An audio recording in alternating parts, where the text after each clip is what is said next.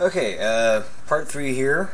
As you can see, I've already gone through and done most of the initial motherboard and power cabling, like the fan controllers, USB cables for my top panel USB. So I've got a top panel up here with USB, serial ATA, high definition audio, that kind of stuff. And those cables I tied up nice and clean down through here. I'm probably going to push them in back here, tie them up out of the way. So those are going to be completely hidden now.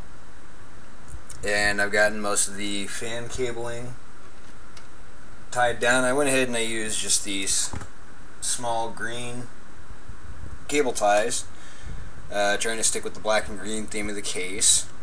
Tied up most of the USB and firewire ports down here, so you can see that's all nice and straightened out, a little bit more orderly. Keeps it out of the way, especially this USB I've got kind of hooked in through here. The USB port for the top used to just kind of run through here and dangle right in through here, made a big mess. Now I've got this all nice and tied up and out of the way. And I went ahead and I took these, and I will swear by these things, these nice and clean electronic handy wipes, cleaning wipes. You can get those over at Walmart, I think, for like $3 or $4. I use those for cleaning out fans. I've cleaned off my power supply, took it out, cleaned out the entire inside of my case, so it looks a lot better. This fan's still a little dirty, but I've got like my CPU fan cleaned out, the 2 upper fans here.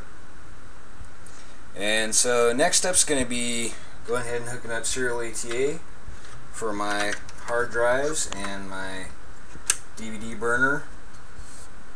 burners, sorry. And then we'll go ahead and move on. I'm probably going to go ahead and do the entirety of the rest of the case before I do the next vid, so I can go ahead and get the power cabling in for all my hard drives and then their data cabling. So just kind of wanted to take a step back, show you this is just basically kind of how I'm doing things. And if you have a computer at home that you've built yourself, and you end up having this kind of a problem where you got cables and a mess everywhere, and everything picks up dust and dirt, and you get hair and all kinds of stuff on your cabling.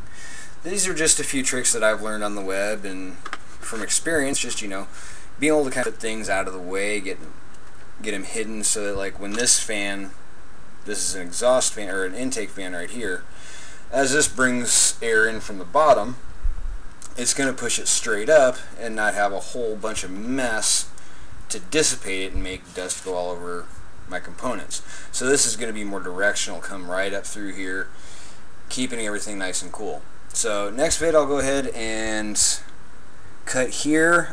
Next vid I'll do some of the power cabling, and then the serial ATA cabling for my drives, and then we'll go from there.